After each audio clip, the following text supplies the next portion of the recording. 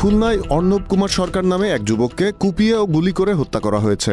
সোনাডাঙ্গার আবু আহমেদ সড়কের নীতিশচন্দ্র সরকারের ছেলে অর্ণব খুলনা বিশ্ববিদ্যালয়ের ব্যবসায় প্রশাসন ডিসিপ্লিনের মাস্টার্সের ছাত্র।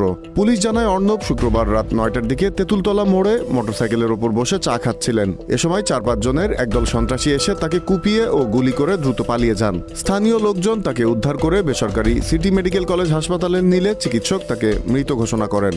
এ ঘটনাকে নিয়ে বিতর্কিত লেখিকা তসলিমা নাসরিন তার ভেরিফাইড ফেসবুক পেজে ধর্মীয় উস্কানি দিয়ে প্রোপাগান্ডা ছড়াচ্ছেন। তিনি লেখেন, অর্ণবকে খুলনা শহরের ব্যস্ত সড়কে গুলি করে এবং কুপিয়ে কেন খুন করলো কিছু লোক। অর্ণব হিন্দু বলে নিজেকে মুক্তমনা দাবি করা একজন বিতর্কিত লেখিকার দেশ নিয়ে এমন নেতিবাচক প্রচারণায় হতাশা প্রকাশ করেন অনেকেই। প্রধান উপদেষ্টার প্রেস উইং থেকেও এই ঘটনাটিকে মিথ্যা ও উদ্দেশ্যমূলক বলে জানানো হয়েছে।